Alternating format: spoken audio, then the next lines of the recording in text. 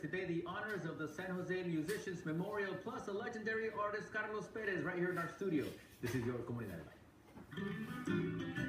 NBC Bay Area presents Comunidad Del Valle with Damian Trujillo. We begin today with the magic of coding and getting more Latinos and Latinas into coding. With me here on Comunidad Del Valle is Nancy Ureña Reid on the show, and you're a teacher of mathematics and computer science at Lincoln High School in San Jose. That's correct. Now, when we talk about coding, it's a relatively new term, or is it not? What are we talking about when we talk about coding? I know it involves kids, or not necessarily kids, but people on computers.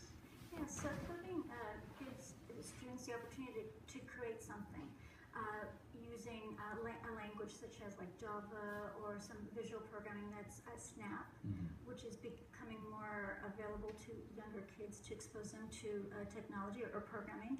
And so they're able to write something. It's a language. They write code.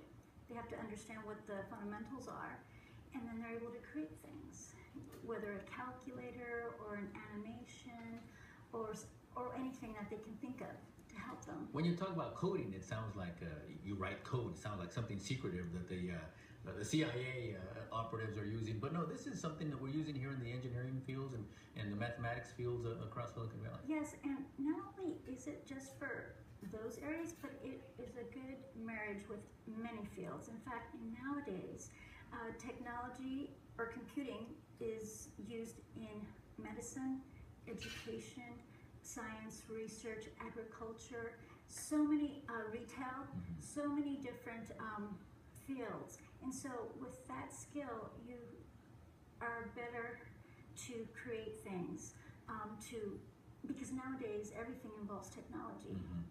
So we're not necessarily talking about the web creation, web development. That is one section. That's just a subset, but there's many things. You collect data, you can make decisions, like businesses, like, oh, how many people are buying this product?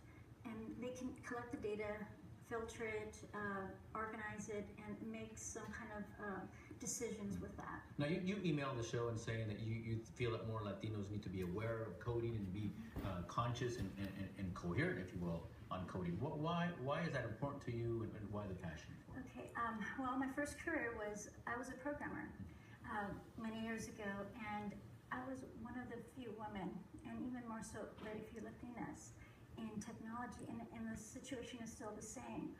18% of engineers are women, and only 2% of engineers are Latinos. The numbers are very small. However, right now, more than half are Latinos, and Hispanics, Latinos are now a majority, and they should be represented in that because it opens opportunities for them. How early or how young can our students start learning coding, or what do they need to take before they get into coding to prepare them for that? Well, I have heard probably as maybe 8 or 9 or 10 start being introduced.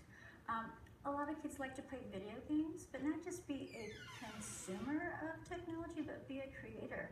So kids are beginning to create, games, stories, animations. And are there programs that help them? Yes, there are. In fact, about 3 years ago, one of my students joined Girls Who Code, and she started a computer club at our school because we didn't have any computing classes.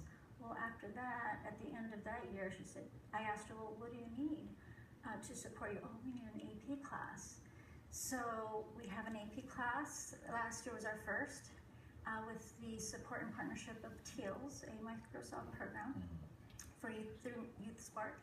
And now we have AP Computer Science and also Intro to Computer Science. So we're trying to get more kids because based on my research that I've done, because I completed my master's last year, I created my research on creating a coding pathway for ethnically diverse and low-income students at urban high schools. And what I saw, based on the information that I discovered or reached and found, is that most of the public schools, only offer computing science to mostly where Latinos, Hispanics and African Americans are underrepresented. So this is an access and equity issue. So maybe at some point it'll become part of the GE courses and not Yes, something. I believe it's on our way. I've been collaborating with a professor at Santa Clara University, Professor Dan Lewis, and he's a pioneer of trying to get computing access to all students. All right. Well, if you'd like more information, there is an agency. It's called the Hispanic Heritage Foundation. They are good at promoting coding. There is a website for more information, getting more Latinos into coding. And also you can take a class at Lincoln High School with Maestra here and learn more about coding and why it's important. Thank you so much for what you're doing with our kids. Thank you very much, Damian. Thank you. And up next, we're on Comunidad Del Valle, the legendary artist Carlos Perez.